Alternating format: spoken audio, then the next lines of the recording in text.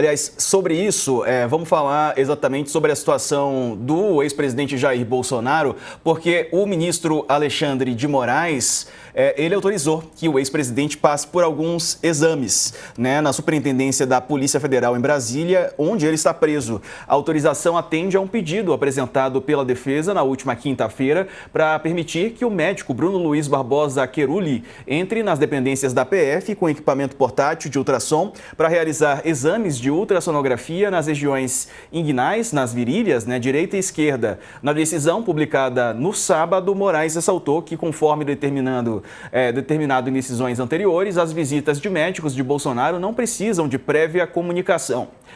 Então, autorizando essa visita, o ex-presidente também quer passar por um procedimento cirúrgico, né, Calil? Aliás, essa semana também os filhos do Bolsonaro publicaram um vídeo dele dormindo com soluços, reforçando, né, que a situação dele de saúde é delicada, enfim, e falando sobre a injustiça do ponto de vista deles, que é o ex-presidente estar preso, encarcerado, mesmo numa sala de Estado-Maior, Calil.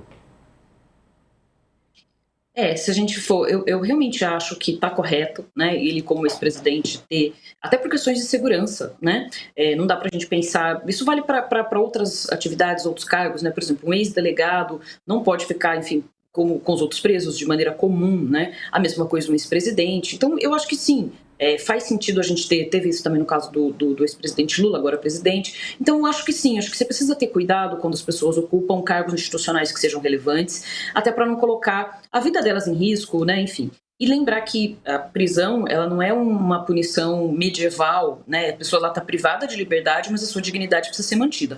Dito isso, considerando o sistema carcerário como um todo e as prisões em geral, o ex-presidente Jair Bolsonaro está numa situação que ela é muito confortável ser comparado com o sistema prisional de maneira comum, né? Eu entendo as necessidades e acho que ela precisa ser assim de fato, mas se a gente for pensar, não é exatamente como se o ex-presidente tivesse sido exposto a situações que sejam indignas, né? E que ele esteja passando muito desconforto. Ele está privado de liberdade, ele tem condições, enfim, de saúde que requerem cuidados. A justiça liberou esses cuidados, ele está fazendo os exames, está fazendo o acompanhamento, mas basicamente é isso, ele está privado de liberdade, não tem muito mais o que ser feito, a não ser esses cuidados mesmo. Então, eu acho que o que acaba acontecendo é que a família tenta criar uma imagem de mártir, né, para dizer que ele está sendo injustiçado, e essa tentativa de colar a ideia de que ele está sofrendo os maus tratos na prisão, isso não tem, enfim, o menor funcionamento, o menor cabimento, não tem nenhum lastro essa perspectiva, né? Mas é sempre essa tentativa de dizer isso. Mas eu acho interessante, falando até em relação à resposta anterior, que de repente a extrema-direita, que tinha um lema, né, que é de encarcerar, bandido bom, bandido morto, etc., depois do 8 de janeiro passou a se preocupar com prisões, né, com alimentação, nos presídios. Então, enfim, espero que isso possa talvez melhorar, né, as preocupações em relação ao sistema carcerário como um todo. Mas me parece que é bem seletivo, né, e que não é para todo mundo, é só para a família Bolsonaro. Zé Grinho, como é que você vê esse momento da saúde do ex-presidente, né, e até a exploração desse fato pela família dele?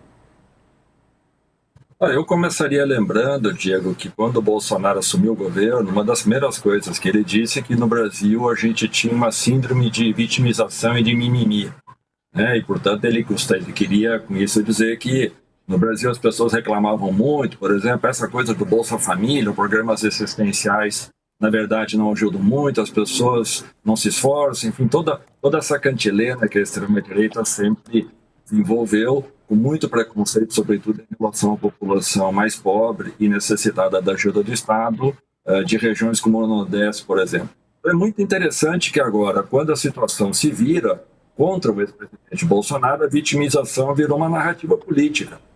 E ela tem sido insistentemente colocada porque acho que, nesse sentido, habilmente, digamos assim, a extrema-direita aprendeu muito com o Steve Bannon, que é um grande estrategista do marketing trumpista, que inunde a imprensa de notícias. Não importa se ela é boa ou se ela é ruim, mas seguirão falando de você o tempo todo. E Bolsonaro tem conseguido isso. Nós falamos de Bolsonaro várias vezes ao dia em vários veículos de comunicação.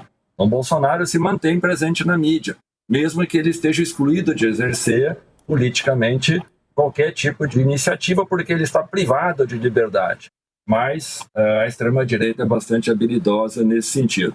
Acho também que o esforço que a extrema-direita tem feito de utilizar a vitimização do Bolsonaro para mantê-lo na mídia faz parte também desse esforço da família de dizer que o capital político do ex-presidente não se esgotou e que não apenas ele vai ser um ator político importante para definir as candidaturas de oposição ao Lula ano que vem, como ele será decisivo nesse sentido.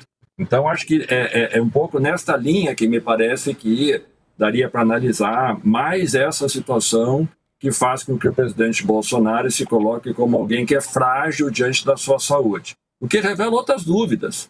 Se alguém está tão frágil assim do ponto de vista da sua saúde, eu não sei se ele tem condições, por exemplo, de ser anistiado e disputar a presidência ano que vem.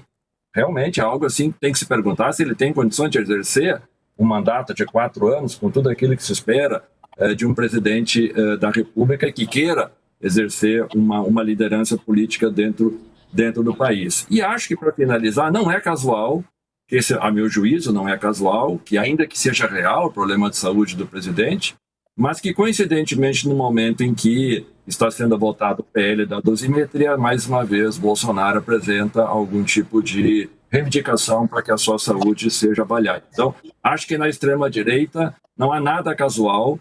Então, talvez este seja o pano de fundo, adicionando ao que a Isabela já comentou, que eu também colocaria, Diego.